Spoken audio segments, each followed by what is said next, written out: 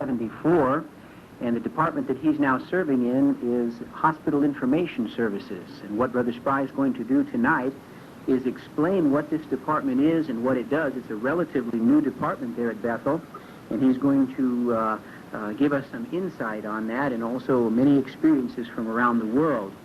And the title of his talk is What Does It Mean, or What Does It Really Mean to Know Jehovah? And there's going to be a lot of information from around the world with this Hospital Information Services in there. So we'd all like to give our undivided attention now to Brother Major Spry as he brings us this information. What does it really mean to know Jehovah? Brother Spry, please. New York City is known for many things. What comes to your mind? Well, for Jehovah's people, Bethel, the house of God, the international headquarters of Jehovah's Witnesses, is first and foremost. But people in general know New York City for the tall skyscrapers, for having the worst crime anywhere in the world, also for the Broadway stage. Why do I mention the Broadway stage? Well, because a number of decades ago, a play was introduced on Broadway. It ran for a very long time. It died, was resurrected, ran again for a very long time, becoming one of the longest, most noted plays in the history of Broadway.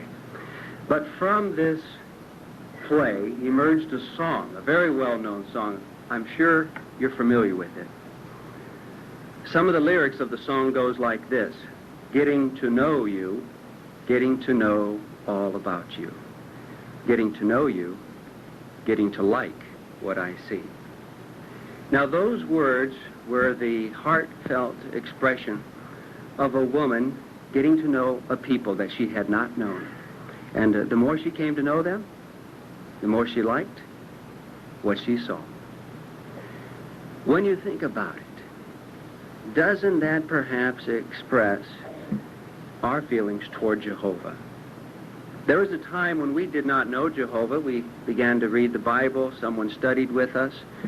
We began to come to the Kingdom Hall, have a relationship with Jehovah. The more we came to know Jehovah, the more we liked what we saw. Isn't that true? So that we eventually came to dedication and baptism, willing to give our lives to do Jehovah's divine will. Well, upon hearing that, most of us here can rightly say, yes, we know Jehovah. And that's a real privilege to be able to say that accurately. On the other hand, one of the ways in which Jehovah's Witnesses stand out as truly knowing Jehovah, different from every other religion in the world, is that we obey Jehovah's commandment to abstain from blood. Can you think of any other organization that's taken that stand? For over 4 decades, we've been scorned, ridiculed, laughed at, court cases against us. People have been stumbled over the issue. We know it's not an easy thing. When you're lying there in a hospital bed and a doctor says to you, if you don't take blood, you'll be dead by morning. Your faith is on the line. Your integrity to Jehovah is on the line. Will we prove that we know Jehovah? We know it's not an easy thing, and that's why the governing body has lovingly established a relatively new department called Hospital Information Services. Before I tell you some of the things that we do, this matter of being sick and seeing doctors is not a new problem. It's a problem that goes all the way back to the 1st century. And if we turn to Mark, the 5th chapter,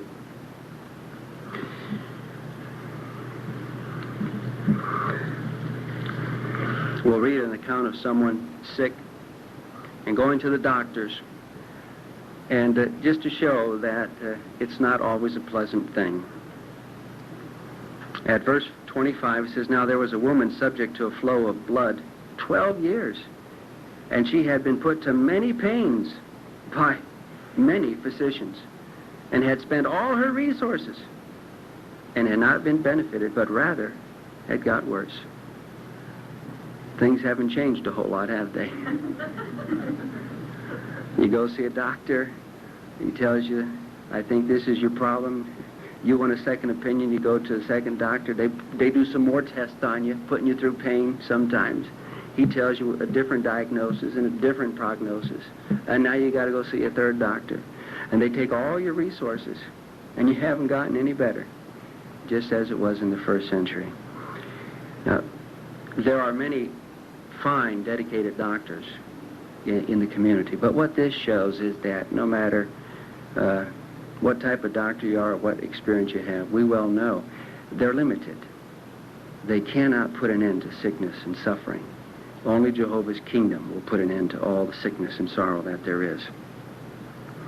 When we started as a department about 2.5 years ago, we had approximately 5,000 doctors on a nationwide list of every specialty, from neurosurgery to cardiac surgery, OB/GYN, orthopedics,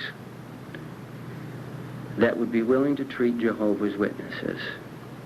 Then in August, 2 years ago, we started to train elders, selected elders throughout the United States.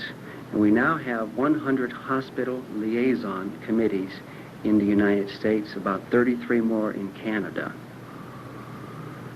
And these brothers have attended a seminar to educate them, and to go from hospital to hospital in their area and to make presentations to hospital staffs. And one of the things that they do is that they ask the administration if we can poll their doctors and to see if they would be willing to be added to our national list of cooperative doctors. So in case you need a doctor, you can call the liaison committee or call headquarters, and we can give you the name of a cooperative physician. Well, we started that September 2 years ago, and last month we just broke 7,000 doctors. So we've been averaging about 1,000 new doctors every year for the last 2 years. So Jehovah's been blessing the efforts. When we first started, we had over 300 phone calls that month. Brothers and sisters calling in from around the country. They'd be lying there, and the doctor says, you need blood, and the brother says, I don't want any blood. The doctor begins to think, if he's cooperative to some degree, well, is there an alternative here? And the doctor says, well, how about albumin or immunoglobulins, some protein portions of blood? That's all the patient really needs. Will you accept that? And the brother doesn't know what albumin is, so he calls the headquarters. Can I accept that? Or the brother just had a spinal tap, and he's losing spinal fluid, and they can't stop it. And so what they want to do is to just draw a little blood out of your vein in a syringe and immediately plug the hole so that you stop losing your spinal fluid. Is that all right? As a witness, can you accept that? Or a mother and her baby. There's the RH factor. And they want to give the mother RH gamma globulin. It's the protein portion of the blood where antibodies are found. And so, you see, if we can give that to the mother, instead of her producing her own antibodies, which will cross through the placenta and now attack the little baby in the womb and attack the red blood cells so that the baby could be born anemic or even stillborn in bad cases. You see, how about if you take this blood derivative protein where the antibodies, can a sister take that? So these are the type of questions we often have. In the case of surgery, the doctor may say, all right, you won't take blood? How about, though, if I use an intraoperative blood salvage unit? Say, as I'm doing this cardiac or thoracic surgery, and I open up your chest, and as you bleed, there's a pool of blood there. I have this little wand, and it aspirates or sucks up the blood. I keep it inside you all the time. And it takes the blood out in through some tubing. It's washed or filtered, and then it comes right back into you. Can a witness accept his own blood in a circumstance like that? Well, it's a matter of conscience, according to the latest Watchtower, you see. So we want to stay up on the latest that we're receiving from the faithful and discreet slave in these areas, but we're there to help you, brothers and sisters, if questions come along. The brothers are out not only visiting doctors and hospitals, but they're visiting medical associations and hospital associations. So we go straight to the associations that many of these hospitals belong to. Usually there's a state association or state medical or hospital association, and that's proven very helpful. We've gotten involved in insurance. We didn't mean to, but the problem's much bigger than we thought. You know, there's a lot of brothers and sisters who have insurance through what they call HMOs, health maintenance organizations.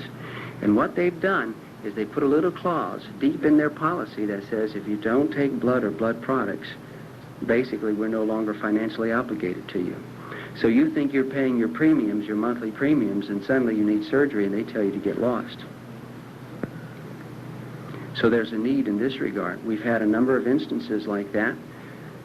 We had one sister who needed a heart surgeon and a urologist, and the HMO that she belonged to, they said, sorry, you're a witness, you won't take blood? We're not going to service you because it's right there in the policy. And it's your responsibility to read the policy. But what sometimes happens is that the sister is captive because she's in the truth, but maybe her husband, her mate isn't, and that's all his employer offers, you see. And so he goes with this HMO. Oftentimes at the beginning, front page or two of their policy, it says we will not discriminate, you see, on the basis of race or religion or age or sex. And so what we did with this sister, we said, all right, now here's what you do. You go to the administrator and you tell them that you want a letter from them saying that they will reimburse you, that you can go to the doctor of your choice. Since their doctors won't do it without blood, then we want a letter of authorization that you can go to the doctor of your choice and that they will reimburse you. Well, days went on as she was struggling and fighting with this, but we told her now, every time you talk to someone, get a name, get a time.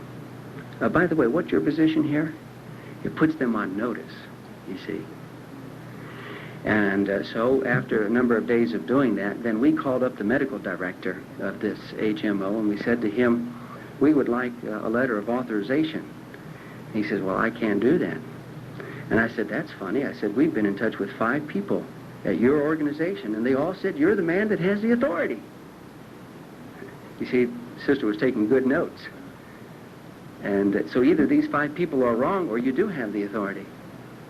Well, yes, I do, but it's in conjunction with another person. Well, who's that? The manager of special services. Fine. We happen to know her. Her name is Mrs. Saunders, because we've got all their names.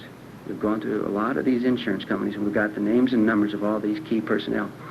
And so we basically said, look, this person could possibly die. Now, if she does, there's going to be a bad situation here, because number one, we already feel that there's medical negligence here, and we feel there's discrimination involved. Now, those are 2 terms that they hate to hear. They hate it worse than death and taxes. Discrimination and negligence. If you're ever in a real bind, use those 2 words discreetly. It'd be amazing the cooperation those terms solicit, you see. Now, doctor, are you telling us that you're not going to assist? You know, if you're telling us by your attitude that you want us to take you to court, and I can't believe you're telling us that, but if you are, then that means it's going to cost you about $75,000 in court fees at least. And then when you lose, it's going to be a whole lot more. Well, 15 minutes later, they called us back and they had the letter of authorization for our sister. And then right as soon as we hung up, the sister and the brother called us and said, we've got our letter of authorization. And so she went out and she had her heart surgery and she had her urologic surgery. The bills have now come to over $60,000. You see the organization that Jehovah has behind you? Where would that sister? She was a pioneer sister for 22 years. Most likely she would have had to come off the list if the organization wasn't there to back her up. So we've been spending a lot of time going to insurance companies And the largest HMO, you'll be very happy to know that the largest HMO in the United States, in the world, after having 3 meetings with them, have now sent us a first draft of a revised policy, and it's a beautiful revised draft, saying that they're going to implement it in January of this year. So we have some pretty high hopes that we're going to overturn this discrimination so that when you're paying your premiums, you're going to get the medical treatment you deserve. We also do a lot of research. We have JAMA, we have New England Journal of Medicine, we have Pediatrics, a number of articles that we have to keep up on so that we can intelligently talk to doctors and nurses and other medical professionals and always find the alternatives. You see, brothers, there are all type of alternatives that are coming out. And if there's one phrase that I really wish you could remember tonight, it is alternative non-blood management. It really exists. You know, a few decades ago, when we used to tell doctors we don't want blood, give us an alternative, they'd laugh. They'd say, what do you mean alternative? There's no such thing as an alternative. And now, Yale University's come out with a publication entitled Alternatives to Blood Transfusions. They're using our terminology that we started decades ago. So we're doing all this research, and now, as Brother Soleil said, we've gone to a number of the branches around the country, particularly in the South Pacific, and the governing body has now given us approval to go to Europe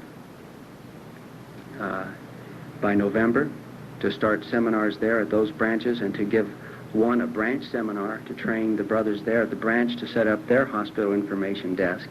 They're going to call in selected elders throughout the countries of Europe, and they're going to be given a 2 or 3 day seminar.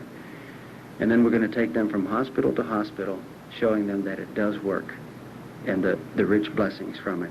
So it's of international scope. While we've been going across the country, because we have had 18 seminars in the United States to train the over 600 elders who serve on these liaison committees, that means that the average liaison committee has about 6 elders serving on it. Well, we decided to interview a number of these doctors. And there's one doctor that's in the minds of all of us, no doubt, because he's among the first to start doing bloodless surgery for Jehovah's Witnesses, Dr. Denton Cooley, heart specialist in Houston, Texas. Dr. Cooley, by the way, do you know when he did his first bloodless surgery? 1962. It's a great year to remember. Because, see, when we go from hospital to hospital making our presentations, we often say to them, now look, bloodless surgery, teams of doctors have been doing bloodless surgery since 1962. That's almost 30 years ago. Certainly your facility wants to be current, you see. And it makes them begin to think. This idea is not so far-fetched. It's been around for nearly 3 decades. It's possible because there are all these new devices that are available, like laser surgery.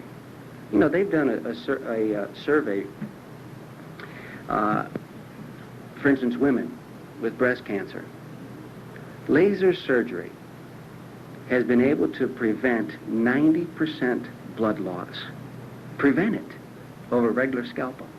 So as this light of beam, it cuts, it cauterizes those blood vessels, there's just no blood loss. They have what they call an argon beam coagulator. It's a laser. And they usually use it on liver. Liver is probably the bloodiest organ in the body. It bleeds so quick, and it just seems that there's no way to stop it. Well, they take this argon beam and they sort of airbrush it over the part that's been cut, cauterizes it, stops it from bleeding. The intraoperative blood salvage unit. They have now a drug called erythropoietin. In your body, your kidneys typically produce erythropoietin. It's a hormone. And you know what it does? It's amazing. It stimulates your own bone marrow to produce red blood cells. That's why people who have renal failure or renal insufficiency are usually anemic. Their kidneys aren't working. So when your kidneys aren't working properly, then you don't produce enough of this erythropoietin, and therefore you're anemic because your bone marrow isn't producing blood. But now, you see, they give you this EPO, what is known for short, and it stimulates your own bone marrow And you don't need homologous blood, that is blood from someone else. So you have new techniques, hypotensive anesthesia, where they lower the blood pressure. It's so practical. It's like if you had a hole in your garden hose and all the water shooting out of the hole, and you want to stop losing that water, what do? You turn the faucet down, don't you? Well, that's what hypotensive anesthesia does. It lowers your blood pressure. And so internally, as the body's trying to form a clot, but the pressure's too great and it keeps opening up the clot, you turn the pressure down. And now you give the body a chance to form its own internal clot and stop the bleed. It works. Hypothermia, lowering the body temperature. Some anesthesiologists are saying that they can prevent 2 liters of blood loss. That's 40% of your blood. Most of us here have about 5 liters, a little bit more than 5 pints of blood. It's what usually each adult has. You know how many red blood cells you have? You can fit how many red blood cells in a period, a large period, at the end of a sentence? 5 million. 5 million. Isn't that amazing? The average adult has about 35 trillion red blood cells, and your body produces about 2.5 million red blood cells every second. Not minute. 2.5 million red blood cells every second in order to maintain that level of RBC concentration. Can't we think of what David said at Psalm 139, I shall laud you, Jehovah, because in a fear-inspiring way we've been wonderfully made. So you have about 5 liters of blood. And just think now, through this technique of hypothermia, they can salvage or prevent blood loss of 40% or 2 liters. That's a considerable amount, isn't it? So anyway, Dr. Cooley's done bloodless surgery since 1962. We saw Dr. Starr, who's a famous heart surgeon out in Portland. He has invented what they call the Starr heart valve. So he's internationally known. We thanked Dr. Starr up front, and he said, wait a minute. Now he said, let me thank you, Jehovah's Witnesses. We said, what do you mean, doctor? He said, because if it wasn't for you, he said, actually, I'll rephrase that. He was much more direct. He said, we want to thank you for teaching us how to do bloodless surgery. Can you imagine? From scorn 40 years ago, doctors are now thanking us. We said, well, we didn't teach you how to do bloodless surgery. Yeah. He said, but you know what I mean. If it wasn't for your stand, us doctors would have never been prompted to learn how to do bloodless surgery. Now with AIDS, hepatitis, immune suppression, this is something new in the last year and a half that they're finding out. Blood is a foreign substance. When your body comes under attack by a foreign substance, it requires the attention of your immune system. And so now what it does is you may not literally die from this blood transfusion, this foreign substance, but it weakens you so much that now you can get another infection. They have documented people who've been weakened so much from a blood transfusion that they caught pneumonia and died from pneumonia. You see, and so on the death certificate, they never say he died from a blood transfusion. They say he died from pneumonia. But why did he do that? Because of the blood transfusion they gave him. Did Jehovah know what he was doing when he told us to abstain from blood? Although our primary reason is religious, we have very sound medical reasons also to reject blood. We met with Dr. Jerome Kay down in Los Angeles. This doctor has done, ready for this, over 12,000 bloodless surgeries. Does he have experience? It's hard to conceive 12,000. He's been doing it over 20-some years.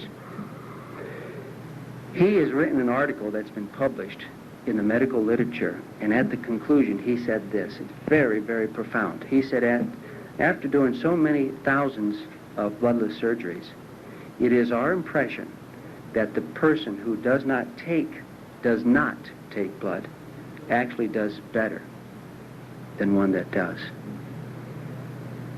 Isn't that amazing? He went on to say that we have realized that there is no increased morbidity or mortality. You're not any worse off. If anything, you see, you're doing better. We talked to Dr. Keith Sandler, who's a neurosurgeon in Denver. Now, see, some people say, oh, yeah, you can do bloodless surgery on the heart, but not the brain, not neurosurgery. Can't be done. I had the privilege of interviewing this doctor personally. He said he has not used homologous blood since 1981, neurosurgery. Now, he will use autologous blood if the patient wants to use his own. He says, as a matter of fact, his thing was extremely strong. He said, anyone today who has any knowledge would not take a blood transfusion. That's pretty strong coming from a doctor, isn't it? So we've had some great experiences, some great interviews in traveling the country, getting some very profound statements from the medical community. Jehovah is turning things around, brothers. Now, when we go in and we make a presentation, we usually write a letter to the administrator, and who do we want there? Well, we'd like to have as many as possible, but we definitely want the medical director there. We want the director of nursing there. The chief surgeon should be there. And the chief anesthesiologist should be there. All the department heads we want.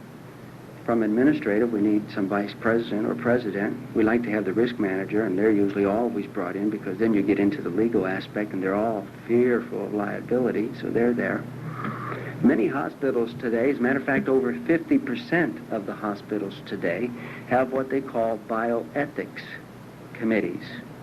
Bio meaning life and ethics. So there are these committees set up to handle these questions on life and death. When is a person really dead? Some say it's when his heart stops. Others says it's when his brain stops and there's no more brain waves. When is he dead? There's that question. And there's the question of, well, he's unconscious and he's never going to come out of this, so let's pull the plug. You see, even though they're a doctor, that doesn't mean that they have insight on these moral issues. They're a doctor. They treat the body, the flesh, for the most part. So, since technology has created all these many issues, what they've done is they've gathered a number of people from different fields of life to sort of approach this from a balanced viewpoint and to share this responsibility. After all, who wants sole responsibility as to when to pull the plug? Difficult decision, isn't it? So they usually have a chaplain on the committee, a social service worker on the committee, a lawyer on the committee, psychiatrist on the committee, administrators, and a whole fistful of medical personnel from cross sections. So you could go in and talk to 15, 20, 30, 40 people at one setting. Now, we just think we have one of the best jobs at Bethel because, you know, before we went to Bethel, we pioneered. And we often thought, boy, wouldn't it be great if we could pioneer and be at Bethel too? Well, that's sort of impossible, but we have the privilege of going from hospital to hospital giving a witness. And although we can't count that field service time, we really have, I feel, personally, like the best of two worlds. So we go in and we sit down. We take with us several large manuals. We have researched the medical literature. We have one volume about this thick, and it's called Hazards and Complications of Blood. I think probably weighs 5 or 10 pounds. We have another one about the same size. It's called what? Non-blood alternatives for Jehovah's Witnesses. And we like to take those things in, you see. And they weigh so much. And you're at the head of the conference table, and we like to just drop them. Boom! You know, so that they take note of it. And we like to stand them up on edge and show it, share it with them, you see. Because some doctors still have the opinion they're going to walk into this meeting and just walk all over us, you see. And then they say, oh, it's impossible. Impossible to take that patient, allow him to go down to 7 grams of hemoglobin. Well, you know, doctor, right here, here's a team of surgeons, and in the New England Journal of Medicine, look at here. They've allowed this patient, they did surgery with 2 grams of blood, and he survived. It's in your own medical literature. And here's another team of doctors that's done it. See, now they can't argue with laypersons. They can't argue with us. They have to argue with their own colleagues, you see. So then I always like to say, can I leave a copy of this with you, doctor? You see. And so that makes an impact on them, that we really have researched this matter. We like to overcome misconceptions right up front, because really a lot of people have a lot of misconceptions about us. They often get us confused with Christian Scientists. You know how that is, right? In the door-to-door ministry. For instance, how many of you have ever had someone at the door say, I can't talk to you people because you don't believe in Christ? How many of you have had that? See, probably 98% of us. Now, why? Well, I did a little survey myself. I'm sure you've done the same, maybe different responses, but the number one response that I've gotten as to why they felt that way was this. Well, you don't believe in Christmas. And so since you don't celebrate Christmas, you can't believe in Christ. That was their reasoning, you see. Now the doctors, in a similar vein, you don't take blood, so you must not believe in medicine. Many doctors are under the misconception that we don't believe in medicine. So we tell them right up front, look, in traveling the country, there's usually 2 misconceptions about Jehovah's Witnesses, and we'd like to clear them up right up front. First of all, some people believe we're against medicine. Furthest thing from the truth. We believe in medicine. We probably accept 99.9% of everything that the medical community has to offer. We appreciate your excellent services. Believe me, we have no holy war against the medical community. You ought to see some of the tongues tasting shoe leather. They're wondering, are you really Jehovah's Witness? I had a lawyer just last month who said, now wait a minute, aren't you people Christian Scientists? Dark ages. Our work often is PR work and educational work. You see, they've got us confused. And that's the second thing that we'd like to clarify as a misconception. Some people feel that we want to be martyrs, that we want to die. Again, furthest thing from the truth. Please remember who took the initiative, who takes the initiative to come to the hospital. If we wanted to die, we just stay home. Sometimes we like to say if we wanted to die, we'd have came sooner, but we don't say stuff like that. That'd be a little offensive, and we don't want to be offensive. No, but it helps get the point across. If we were against medicine, or if we wanted to be martyrs, we would never come to the hospital to begin with. Oh, that's right. You see, they've got a blind spot against us. And once you clear up those misconceptions, now you can really get into a presentation and reach some of their hearts to the tune of almost 100 every month who's coming in and saying, put us on your national list of cooperative doctors.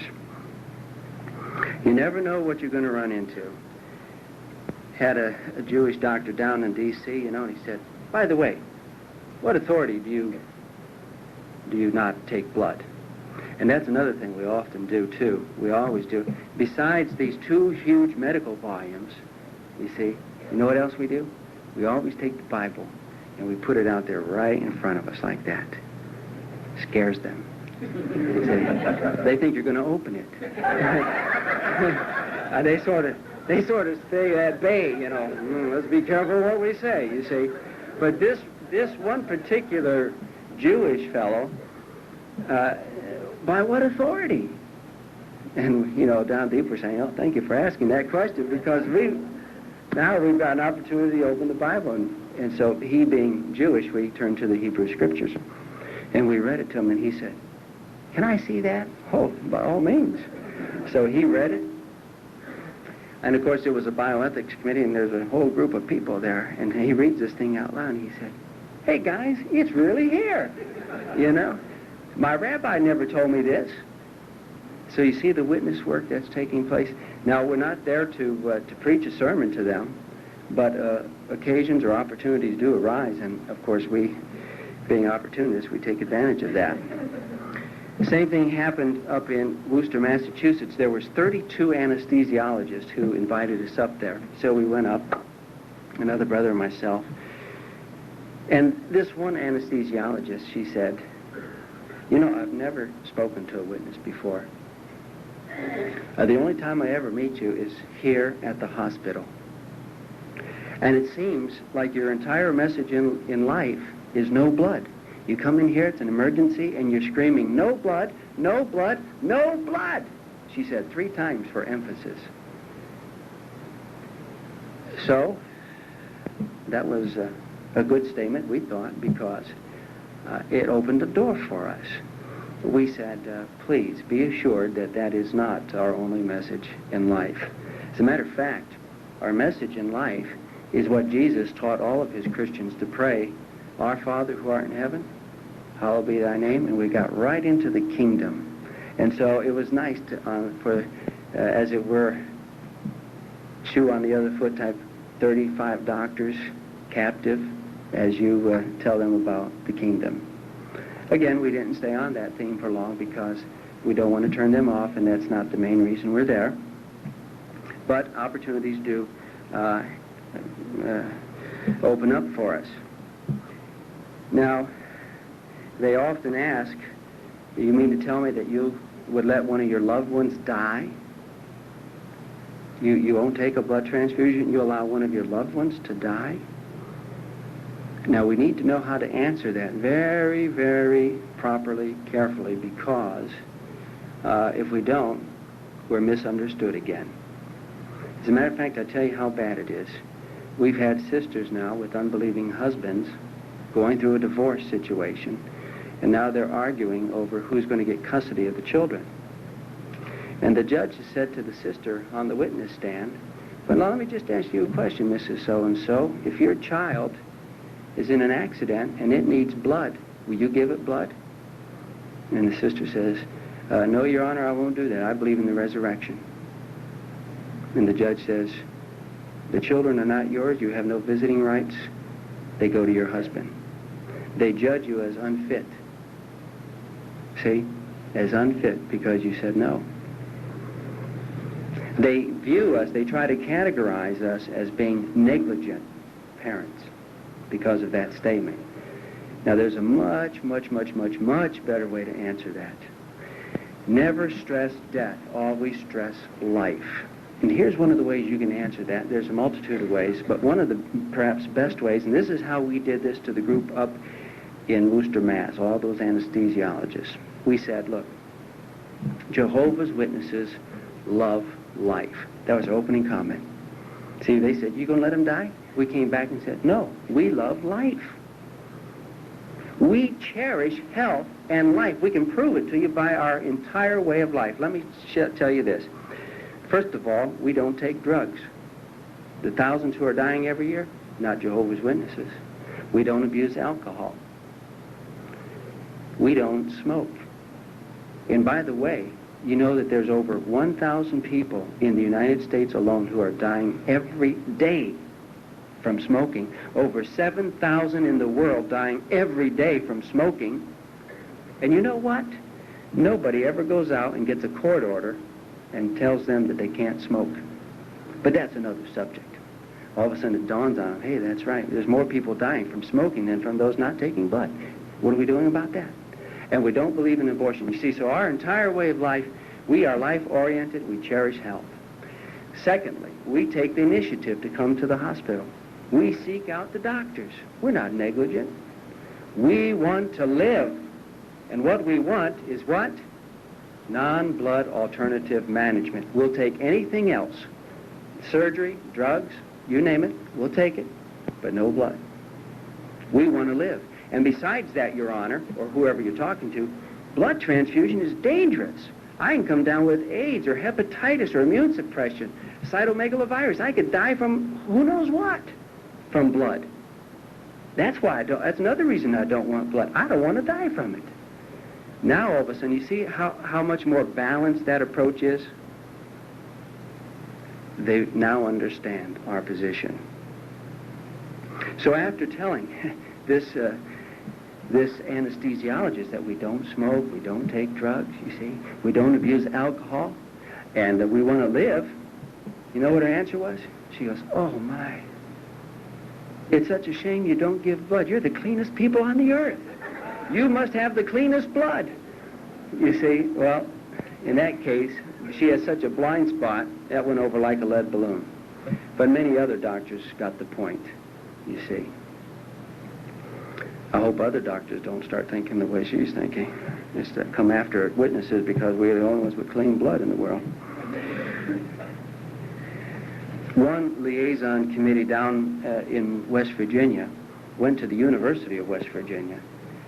The administrator was so impressed with the presentations of the brothers to the medical staff, and actually they were making a presentation to the graduating class of doctors and nurses.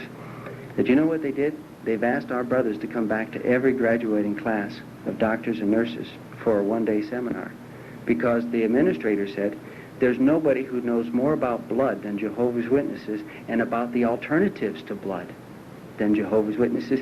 And in the medical schools, the nurses and doctors aren't being taught the alternatives or the dangers.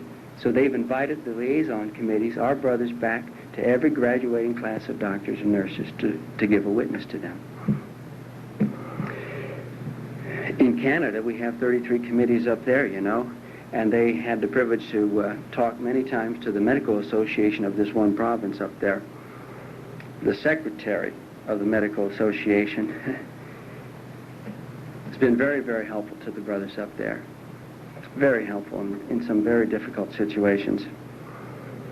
The brothers placed some literature with them afterwards. They gave him the New Creation book, you know. And the fellow said, well, he says, yeah, I'll look at these books. He says, but now you're not going to change me. He says, I'm a Catholic, and, you know, they're very strong still up in Canada. He says, I'm actually one of those, quote, dyed-in-the-wool, non-thinking Catholics. He had the humility enough to say that. And then he concluded by saying, well, maybe you can make me an honorary Jehovah's Witness, you know. So we're getting some people to think.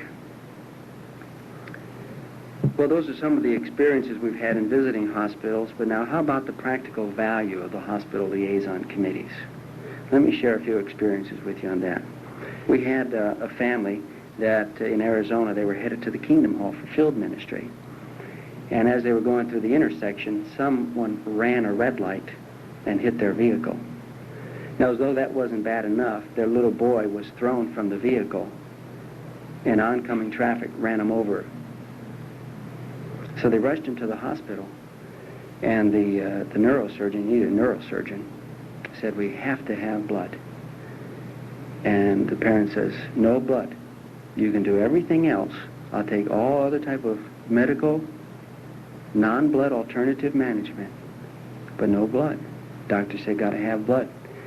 He said, I'm going to go and talk to the judge right now. I'm going to call him. The brothers on the liaison committee were called. They were there in no time flat. When they got there, the parents explained the situation. They said, is there anything we can do? And the brothers on the liaison committee said, sure, you can discharge the doctor. What? I can do that? Sure. You see, brothers, we have the right, in legal terms, what they call informed consent or informed choice. Doctor can't touch you, can't do anything to you unless you give them consent, permission. Actually, the term informed consent, it's interesting where it got its roots. It got it at the Nuremberg trials. Why? Because when Hitler and his doctors were being charged, and they knew that the doctors would do anything they wanted to patients, experimental or whatever, without their permission, the whole world was shocked at that. And so out of those Nuremberg trials came the term informed consent. A doctor can't do anything to another human without consent. The doctor must inform you what he wants to do, what are the side effects, what are the alternative managements, what those side effects are, and then you have the right to choose. Informed choice is what we call it. And so we have that right, informed choice. Now, so you say, doctor, you're not going along with my wishes. For both religious and medical reasons, I don't want blood. You're not going to go along with that?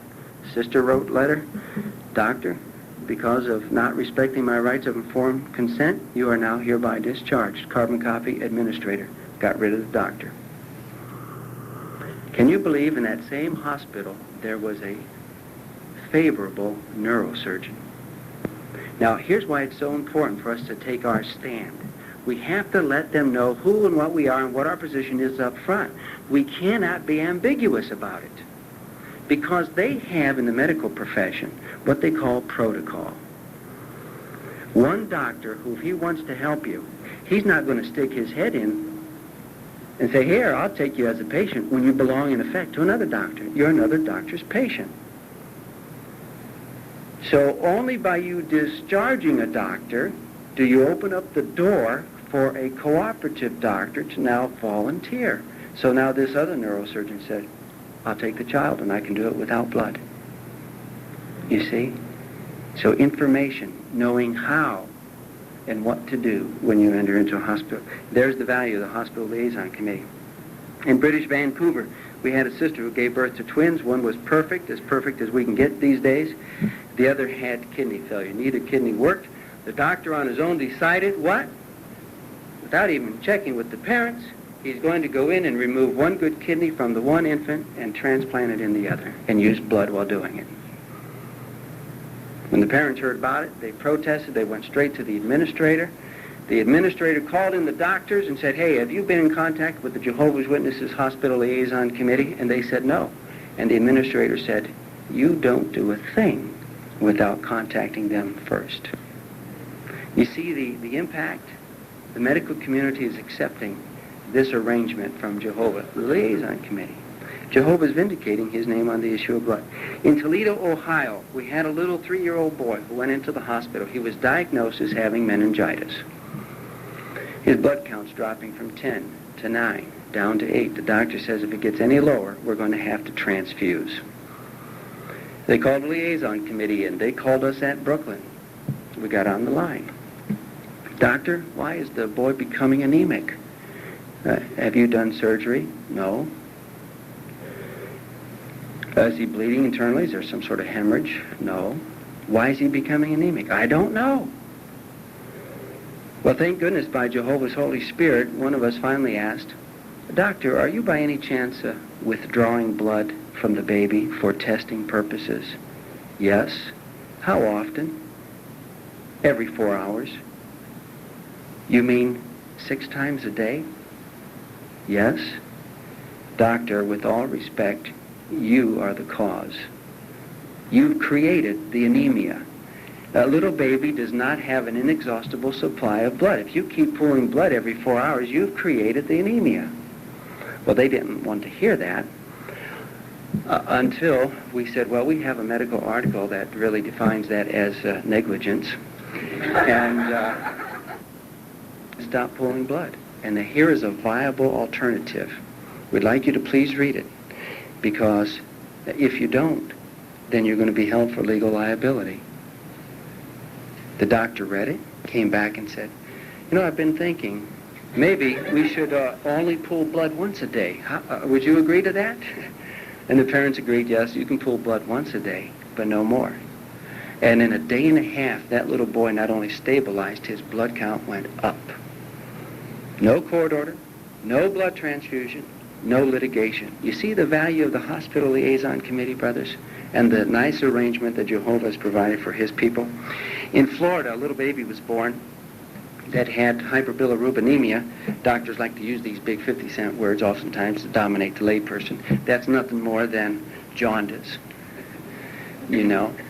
But if it gets up to 20 milligram, then they all panic and they want to give an exchange transfusion. Well, you know that it's really not necessary. One sister said, no way, I'm not going to do it. And the doctor stormed out and slammed the door, you know, and there's a little Asian nurse there. And in her broken English, she went up to the sister there and she said, you do right thing. Yeah, you do right thing. She said, don't do that. She said, in Asia, where I come from, baby has bilirubinemia, we put in sunlight. You see, they've come to find out if you put a little baby under blue fluorescent lights, it renders the bilirubin harmless, and there's no need for an exchange transfusion. And when they first came to realize this was in 1973. So we got online with the doctors, and they said, but we're already using photo light therapy. You are? How long? About 3 days. Couldn't understand why the baby wasn't responding.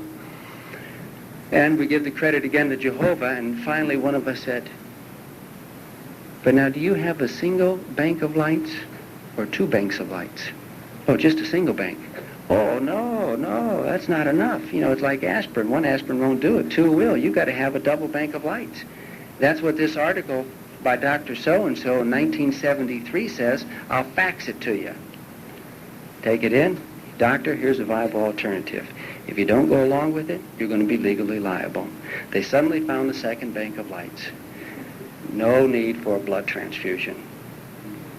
There's the value. In Montana, we had a boy, 23-year-old boy that was in a car accident. They said, no way, we can't do this operation without blood. And the wife was a witness. Both sets of parents were witnesses. They said no blood. They tried to harass, pressure them into accepting blood. And when they wouldn't crack under pressure, the doctor said, well, that's it. We're not going to do a thing, and he'll be dead in 3 hours.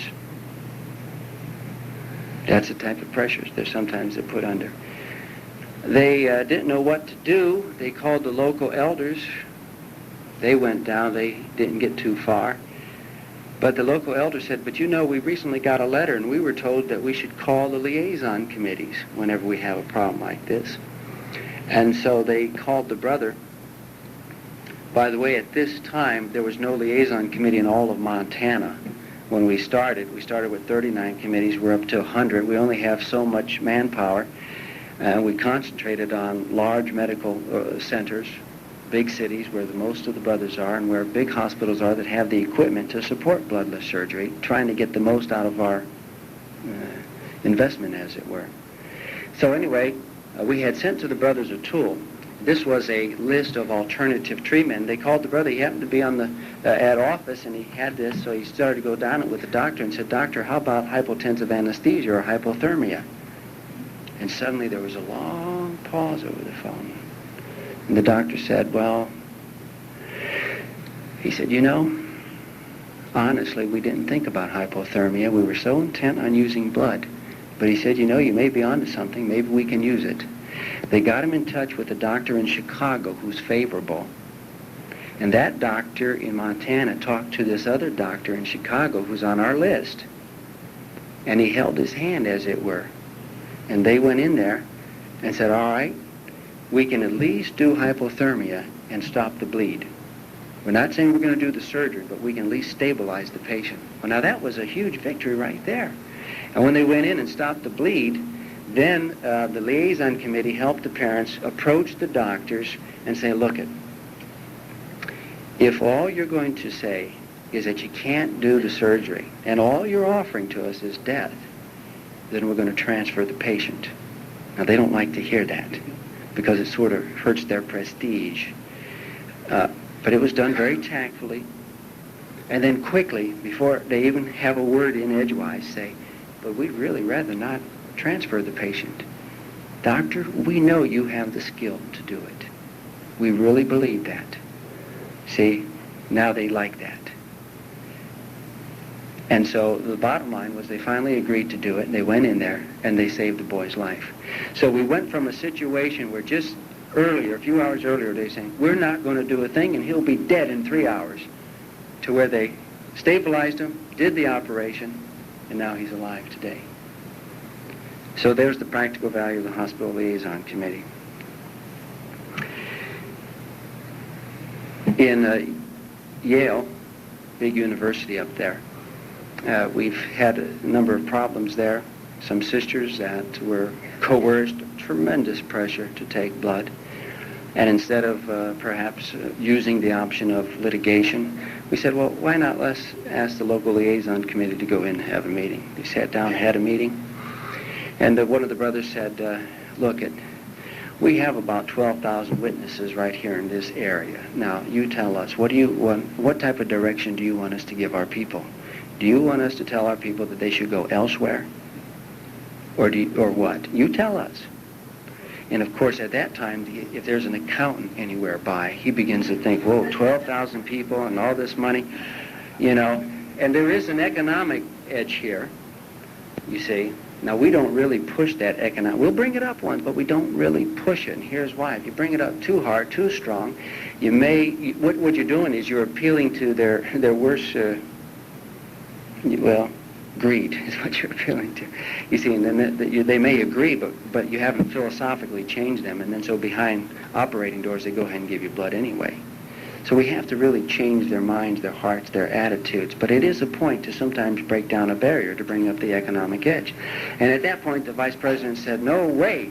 He said, we don't have a hospital policy against witnesses, and we want to be known as taking care of all people of all races and religions, so you tell your people to come here. And so they began to turn this thing around. You know, we've had 5 meetings there. We've had about 80 of their surgeons show up at one meeting. 50 anesthesiologists at another. I had the privilege of going up there and talking to a professor of hematology. And about 15 minutes into the presentation, I had given him some documentation on all these alternatives. And he said, I've got to interrupt. He said, this is really amazing. He said, I didn't know that you accepted all these things. He said, and if I didn't know, then most doctors didn't know neither. He said, but now that I know these are available to you, he says, this tells me that we, Yale, can work with Jehovah's Witnesses. Now, he has credentials about as long as your arm or longer. And later on, during the discussion, he said, I also happen to be on the board of directors for the American Association of Blood Banks, the AABB. And he said, what would you think? Oh, and on top of that, he's also editor-in-chief of the Yale newsletter publication, which is always a medical publication. And he said, so what would you think if I were to write a new article on Jehovah's Witnesses and the alternatives to blood transfusions? And we slowly waited. Said, well, sounds good to us, but one condition, though, before it goes to print, we'd like to edit it. We knew that would either make or break it. And he said, I wouldn't want it any other way. So we're waiting to see if he's going to publish this article that he's now promised, and it'll get wide circulation.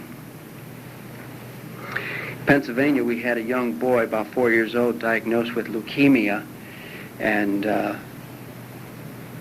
as you know, what they typically do with leukemia is they give you chemotherapy.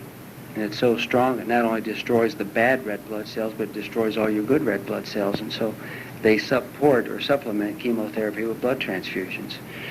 And so one of the brothers from the liaison committee was called in, and he went with the parents, and they went down, they talked to the doctor. Now, their conscience allowed them to use this new drug, as I mentioned earlier, erythropoietin. The reason it's a matter of conscience is because even though EPO itself is synthetically made and it's not scripturally unwarranted, the doctors buffer it or administer it in albumin, which is a minor blood derivative. But since it's a minor protein and it's not used to feed or nourish the body, the governing body has felt, well, albumin will leave that as a matter of conscience. So their conscience allowed them to accept it. Said to the doctor, instead of blood transfusions, we want you to give our boy erythropoietin. Now, erythropoietin is only approved right now officially in the United States for renal patients, kidney failures. So this is sort of new territory. See, a doctor can say, oh, I can't give that because the FDA is only said for this type of patient. He's another type of patient. But they really can because they're the doctor, they're licensed, and there's many drugs out there that they use that came out for reason A, but it's being reused for reason B, C, D, and E, and F. So we don't, listen to that type of story. And so finally the bottom line was the doctor said, boy, I wouldn't do this. And he said, and if it was my son, I wouldn't use EPO. I'd use blood transfusion. And finally he went to the mother and he said, is what you're telling me that you don't want me to use the best treatment, which is blood? You'd rather me use EPO? And the mother said, that's exactly what we're telling you. And with that strong conviction, he said, all right, I'll give it a try. In less than 3 months on chemo, the boy is now in total remission, never needed a blood transfusion because EPO was stimulating his own bone marrow to produce his own red blood cells. You see? So there's the value. We're having a lot of court cases and winning a lot of battles there in the courts. Sometimes Jehovah's name gets involved, makes the headlines like this one, High Court weighs Jehovah's teen case. And so in Chicago, there was a young 17-year-old sister with leukemia, and the mother said no blood. You know what they did to the mother? They charged her with neglect, and the court found her guilty. And with that, of course, they could possibly take the child away. So it was appealed, and it went all the way up to the Supreme Court. And the Supreme Court of of Illinois, that is, Supreme Court of Illinois, came back and said that the mother is not negligent, and reprimanded the lower court for their decision, you see. And that's very powerful. And it also said that they should expunge her record, clean record. And they said that the child, the 17-year-old, was what they call a mature minor, and she had the right to make an informed choice, and they didn't give it to her.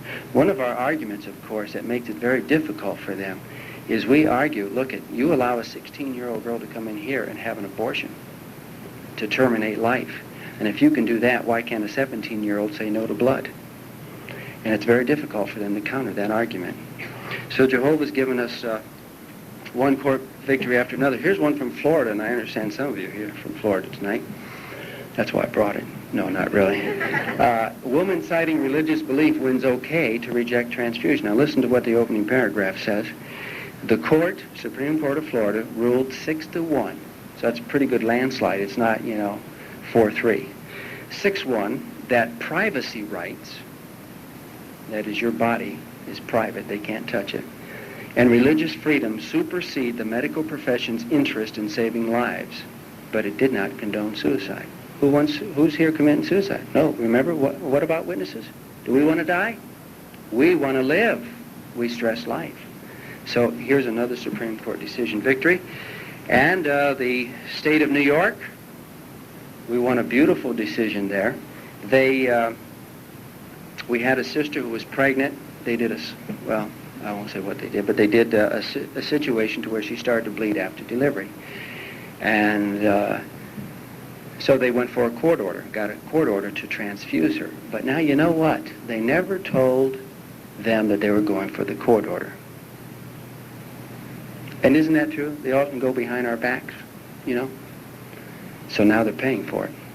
We went and we appealed that, and we won at the appellate level, saying that an adult, even though she had a child, and this is how the courts try to get to force a blood transfusion on an adult, because we rarely have a problem for an adult anymore. I mean, it's almost unheard of anymore. It's been so well established that we have that right to refuse this treatment. But what then they do is they come forward and say, but we've got to transfuse this mother. I know she's an adult, but you see, she has 2 little children, and if she dies, who's going to take care of these children? They become a burden on the state. And they use this specious reasoning to get a court order and force blood on us. But of course, the father came forward and said, I'm the family. I'll take care of the children. And the other relatives came forward, aunts and uncles, and said, this is the extended family. We'll take care of the child. If that's the case, if what you're saying, we can't lose one of the parents, then the court should never allow for a divorce. And they immediately saw that. And the judge admitted, he said, you're right. He said, if we're saying you got to have 2 parents for every child, then we should never allow for a divorce. So that was a little bit of an eye-opener for them. And we said, and if there's danger that a person's going to die, then you should get rid of motorcycles and hang gliding, and you should not allow anyone to be a fireman or a policeman, especially in New York City, because he could die any day and leave those children childless. Oh, that's right. You see. So anyway, this we won at the appellate level. The hospital immediately got upset because now they knew they were subject to a lawsuit. They appealed it just to buy time. It now went up to the Supreme Court of New York. Jehovah gave us the victory. We won at the Supreme Court level. We now have 4 Supreme Court decisions in the last year and a half, all in our favor. So Jehovah is knocking down some big walls for us. As mentioned earlier, we've gone to the South Pacific. Maybe I can just share a couple things with you there. To set up these liaison committees, we went to Australia, and there we had brothers come over from New Zealand. We had a seminar for the branch personnel. We had a seminar for the elders. We took them from hospital to hospital. We made 22 presentations in 2 days in Sydney, Australia. You imagine things were buzzing. Witnesses, because these medical personnel, they get together and they talk, you see. Matter of fact, one medical director said this: "It's about time. We've been waiting to hear from you." They were expecting us. Had the privilege of talking to one medical director and superintendent over 7 hospitals. We talked to him for 1 hour. At the end of the hour, he said, "Now, I can't guarantee you anything, but here's what I'm going to do for you." He says, "I'm going to appoint a professor of surgery to pursue this development of becoming a bloodless surgery and medicine center at one of our hospitals. Not all 7, but at one of them." This is one of the things we're doing. By the way, we now have about 8 hospitals in the United States that are in various positions of development of becoming a bloodless surgery center. We have one in Chicago, been doing that for 3 years. There's a core team of over 40 doctors of all specialties. They started with adults. As they gained experience, they went down to teenagers. As they gained more experience, they've now recently informed us, "You can even bring us some of your children. We'll at least review it on a case-by-case." So you see, they're gaining experience. They're realizing that the human body can tolerate severe anemia much better than they'd ever thought before. As a matter of fact, in the medical literature, we have 3 cases of witnesses who have dropped down, ready for this, 1.8, 1.7, 1.5 hemoglobin, and all 3 survived. And you tell doctors that and you show it to them, and and I can't believe that, you see. That's not to say everyone's going to survive that low. What it is saying is that it can possibly be done. From there, we went to the Philippines, and we had brothers over from Hong Kong and Taiwan, and again, the seminar. It's interesting, the branch felt that they were not having that many blood problems, but we went to the Heart Institute of Asia, very big institute there in the Philippines. And we found out why they weren't having as many blood transfusions as they thought they were. And it was because many brothers in the Philippines need heart surgery. They need a valve. And the reason is because many of them have rheumatic fever when they're young. They don't have enough medication to take care of them. If rheumatic fever is not taken care of, it can destroy a valve in your heart, and later on you can die. So the valve has to be replaced. So the brothers go to the Heart Institute, but when they find out that they're a witness, you know what they do? They take their name and put it at the bottom of the list. Then when you come back and say, "Hey, where's my turn?" they're at the bottom of the list again, and they just keep going to the bottom of the list. So the brothers are being denied medical treatment because they're a witness. So we spoke to the top administrator there. And so our approach was, "By the way, what are your feelings on blood?" And the administrator said, "Man, I wouldn't take blood myself." She said, maybe if it was really a life and death situation, I would. She said, "But boy, blood is so dangerous." I said, "So we really agree, don't we?" I said, "Now, do you think it's fair for people to be turned away because of their religion, or wouldn't you call that discrimination?" That key word again. "Oh, no, that's terrible. And as a matter of fact, I didn't even know it was going on. So you agree with us on discrimination, too. So isn't this interesting?" We said to her, "We agreed that it's discrimination. You don't want blood. We don't want blood. We're in total agreement with you. I wonder if they would turn you down for a heart operation. I'm going to correct this thing," you see. And so now we're looking for something good over there in the Philippines. There was one group of about 40 that we spoke to, and of course we brought up that argument of smoking and how dangerous it is. And after about 32 of them left, there's only about 8 left. And one of them said, "You know, you brought up this thing about smoking earlier." is there something like that in the Bible? Where at in the Bible is it? Golden opportunity. So we pulled open the Bible and we shared 2 scriptures with him. Of course, as we were opening up the Bible, one of his colleagues said, well, you know why he asked that? He smokes 3 packs a day. But we showed him that scripture, and he said, thank you very much. He said, I really appreciated that. Now, what that's going to do, what type of impact, I don't know. But you see, a witness is taking place. And the creme de la creme of this society, doctors, lawyers, judges. Speaking of a judge, let me just quickly tell you this one before I forget it. In Texas, a little premature baby, and these preemies, they often have so many problems, everybody wants to give them blood. And so the court issued a court order, and the parents, they protested vehemently, called up the liaison committee, said, what can we do? And they said, well, you can retain a lawyer, and we'll go back down to the judge. Because, see, they were, again, it was an ex parte order. They were not involved. Their due process was violated, and that takes me back to New York. You know what's happening? The family has now not only won at the Supreme Court level that they had the right, but now the family is suing the hospital, the doctors, and guess who else? The attorneys for the hospital. And the attorneys are being sued. Why? Because they violated our due process of law. See, every American is allowed due process of law. And when they go and get a court order behind our backs, they violated due process of law. This law firm couldn't believe that we're suing. They wrote us one of the nastiest letters you ever read in your life. And they make it all sound really good. Like here, we saved her life. Now the child has a mother. You see, they make it sound really good. We say, yeah, but we don't know. This mother every day is wondering, will I have AIDS? Next 10 years, she's going to wonder. Look at the mental anguish she has, And will her husband come down with AIDS? And if she becomes pregnant again, will her child come down with AIDS? And who's going to pay the price of $250,000 per person when you come down with AIDS before you die? And on and on and on. So now let's really put all the cards out on the table and see who's done what for who.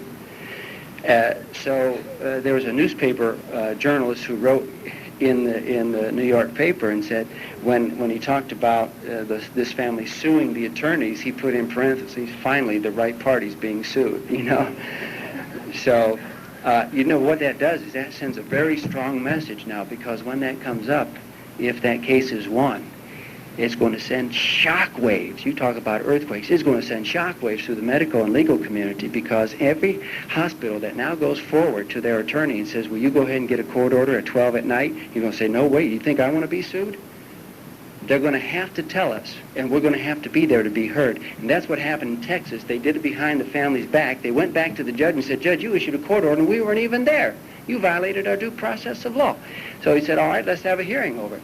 They went forward. They talked about all these alternatives, the dangers of blood, and how we are life-oriented and we don't want to die. And you know what the judge said?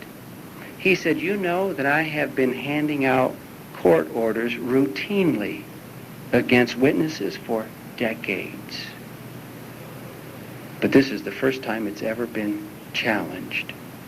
And now that I know that there are alternatives, I vacate my own order. Hospital, you can't give any blood. Isn't that amazing? Even with little babies, Jehovah is starting to give us some victories. When we take a firm stand, Jehovah now has something to bless. In Japan, we went over there. The brothers kept saying, oh, the doctors are like gods here. We'll never be able to get in. They won't talk to us. You see, we said that's the way it was in the United States 5 years ago. Things have changed. We sent a letter out to all the hospitals. 25% of the hospitals responded and said, yes, come have a meeting with us. But we said, send out another letter. Let's see what happens. Guess what? Another 25 wrote in and said, yes, you can visit us too. In 2 weeks, we're up to 50% of the hospitals around Tokyo saying, come visit us. Suddenly, the brothers saw, yes, it will work. Jehovah is blessing us. He's opened up a big door, and we got to walk through it. Let's not be cowards. We're taking the battle to the gates. We're not reacting. We're doing pro-action here, as it were. Went on to Hawaii. We had a nice meeting there. A number of emergencies happened there in Hawaii. We were able to take care of them right then and there. One sister, almost 60, family came home. They found her lying on the floor. She had fainted. They called the emergency. It can happen to any one of us. They took her to the hospital. She had lost about a third of her blood. That's why she had fainted. So, when that happens, doctors usually they do a GI because they figure that you're bleeding somewhere in the GI tract. It wasn't there. So then they did an endoscopy in the colon to see if she was bleeding there. It wasn't there. And by then, she lost another third of her blood. They said, there's nothing we can do. We got the phone call while we were there for that very reason, to set up liaison committees. And we were able to find 2 other surgeons in another hospital who said that they would take her. And we worked out a transfer. We transferred her. These 2 other surgeons, they went in, they found a bleed, they stopped it, she's alive today. Interesting that the branch coordinator said, you know what would have happened if you brothers weren't here? Well, if somebody wasn't here, probably what would have happened is this sister would have died in a day, and then we would have saw headlines that said, witness dies because of not taking blood. Bad publicity. When in truth and fact it should read, witness dies because doctor fails to do surgery. And that's what's happened. You see, they used to believe that the 10-30 rule, once your blood gets down to 10 grams, we've got to transfuse. And there were witnesses whose blood count was down to 9.5, and doctors say, sorry, we can't do anything, and the patient dies. And now, the very prestigious National Institutes of Health had a meeting, and the key doctors there got up and said, this 10-30 rule that we've been living with since 1941 is a myth. It is not substantiated in the medical literature. And it went on to say that often the blood count can drop down to 7 before you have to seriously think about giving a blood transfusion. Now, granted, we'd like to see things change even further, but think of that, from 10 to 7, that's a big step. And all those brothers, see, and that's the argument we can use now. When you were saying the patient would die at 9.5 or 9, now your literature is saying, no, go ahead and do it. You can easily do it as long as it's 7 or above. What will it be tomorrow? 5? 4? You were wrong before. Is it possible you're wrong again? You see? So things are really happening.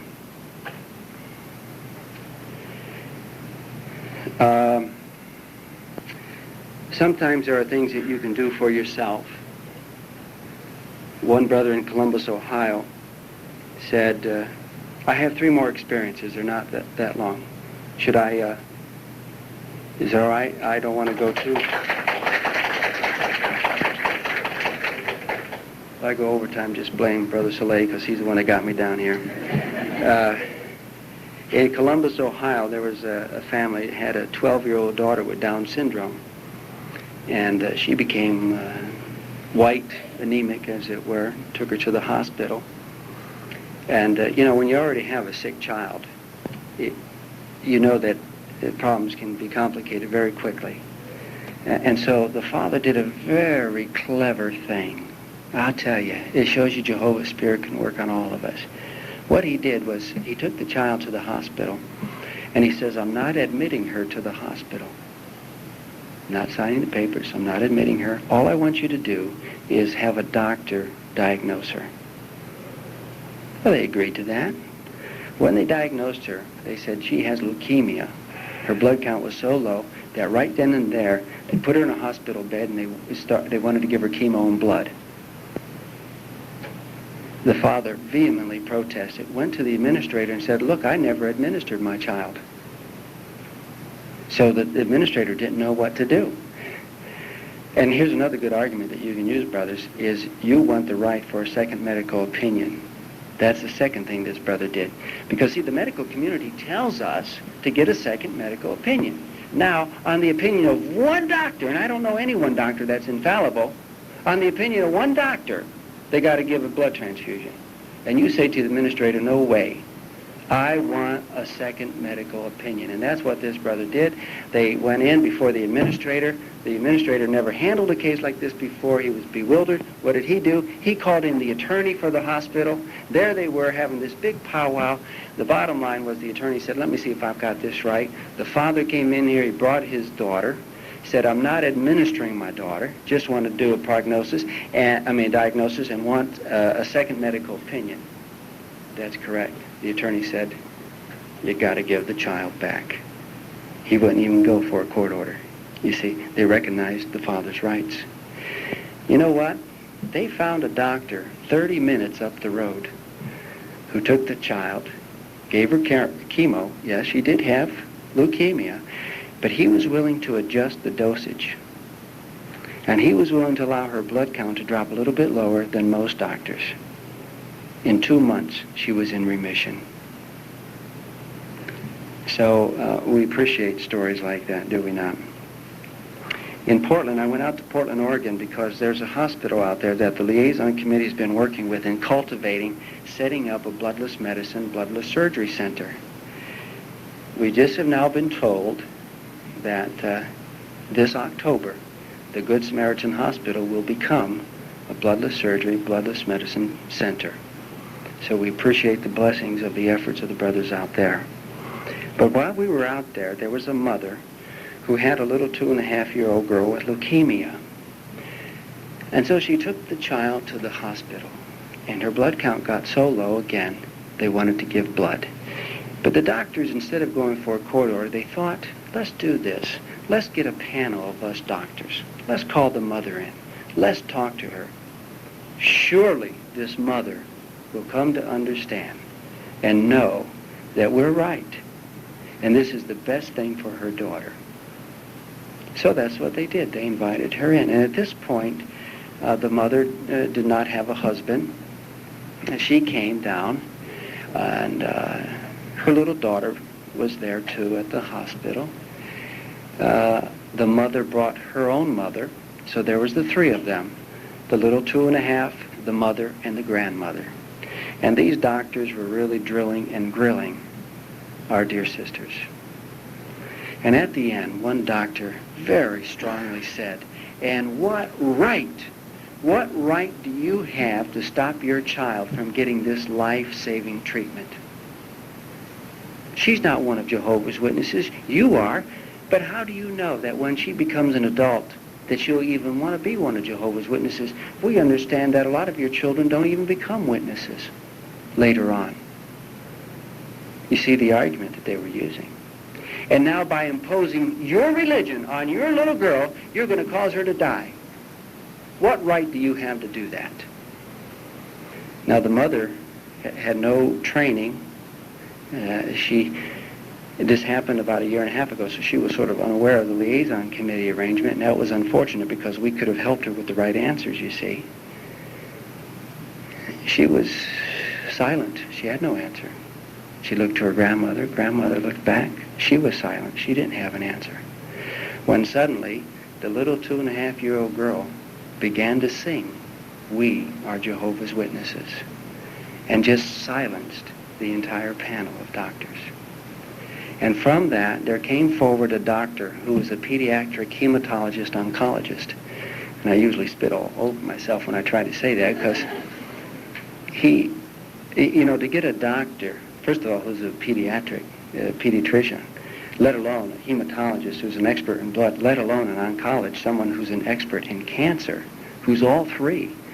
And he came forward and said, "I'll do it without blood." And in 4 months, she was in remission. And I saw her. She had been just lying there in bed, and all of her little muscles, she was about 2.5 years, and all of her muscles had atrophied from no activity. And so whereas she went into the hospital being able to walk, she couldn't walk anymore. She had to start learning to crawl all over again, and she was kind of thin up on top, you see. But the important thing was they kept their integrity to Jehovah. And we now have another doctor who's willing to treat Jehovah's Witnesses. Well, the last example, no, I got 2 more. So brothers, don't be afraid to take your stand. Take your stand, because then Jehovah has something to bless. It's like this one sister in D.C. She went to her doctor earlier for elective surgery and said, remember, no blood. She went back just again before surgery and said, you may have forgot I'm a witness, but I want to tell you, no blood, no compromising now. I don't care how bad it gets in that OR room, no blood. And the doctor said, he said, you know that you're the fourth person who's come in here this week and told me no blood, but you're the first witness. It's no longer a witness issue. People are scared to death. AIDS has put more fear in people than the fear of God has. And to a degree, it's working to our benefit. So, brothers, if worldly people are going in and demanding no blood, we who bear Jehovah's name should not be cowards when it comes to this. We must take our stand. Jehovah will bless us. And of course, before I end on a scriptural note, I've saved the best for last. This comes from the Hospital Liaison Committee here in Alabama. Now, they had a recent meeting with the Bioethics Committee, and here's what they said. There was this chaplain there, you see. And most of these chaplains are those that couldn't get a job at a hospital, at a church or something like that, but some of them are quite good. And it said, this chaplain, though, stood up in our behalf and said this. The chaplain in the meeting was so impressed with our presentation, she was motivated to speak out against the doctors who think that they can treat the body without concern for the spiritual person. She praised us for maintaining our stand against blood on religious grounds, yet taking the lead in the medical, legal, and ethical fields to show the doctors the way. Comparing our activities with that of the early Christians, she said, future generations will be grateful to Jehovah's Witnesses for non-blood therapy as we are grateful today to the early Christians for the printing press. Isn't that amazing? Who knows? Maybe this person will come into truth one day.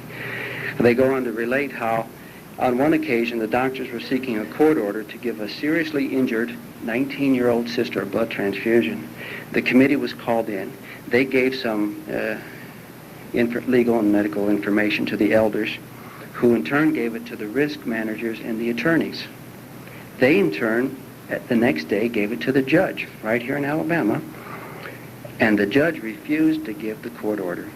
What happened? Another doctor ends up treating the sister with non-blood therapy, and she now has experienced a complete recovery. And with a spiritual note, if we can, as we turn to Psalm 19, we're all familiar with Isaiah 48:17 that says, Jehovah is the God teaching us how to benefit ourselves. And it's Psalm 19, beginning at verse 7.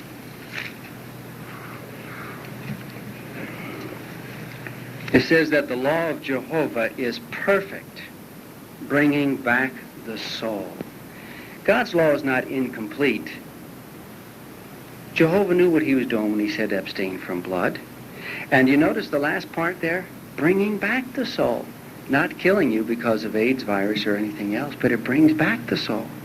The reminder of Jehovah is trustworthy, making the inexperienced one wise. We didn't know why. We didn't know about AIDS. We didn't know about immune suppression. We were inexperienced. We're not doctors. Doctors have asked us as we go around, how did you know about AIDS 40 years before us? Because we listened to the perfect law of Jehovah, you see. The orders from Jehovah are upright, causing the heart to rejoice. The commandment of Jehovah is clean, making the eyes shine. The fear of Jehovah is pure, standing forever, and the judicial decisions of Jehovah are true. They have proved altogether righteous. They are to be more desired than gold, yes, than much refined gold, sweeter than honey, and the flowing honey of the combs. Also, your own servant has been warned by them. In them, or in the keeping of them, there is a large reward. Yes, life. The law of Jehovah is perfect, and he has benefited us spiritually, emotionally, mentally, and physically because of his law to abstain from blood. Now, the the federal government has authorized what they call look-back studies. They're now going back and finding out how long AIDS has truly been around, because they didn't identify it until 1981. They now know for a fact that there are people dying as far back as 71. Some doctors are now saying in the 60s from AIDS. And how do they know? They went back to the death certificates. They were not able to identify what the person died from, but they're looking at the symptoms that were listed on the death certificate. And unmistakably, AIDS. Who was being saved during the whole decades of the 70s before the doctors even knew about AIDS? The inexperienced ones, us, who were relying on the perfect law of Jehovah. So, brothers, may we continue to show that we truly do know Jehovah because we have developed an intimate relationship with him so as to obey, even when it comes to the command to abstain from blood.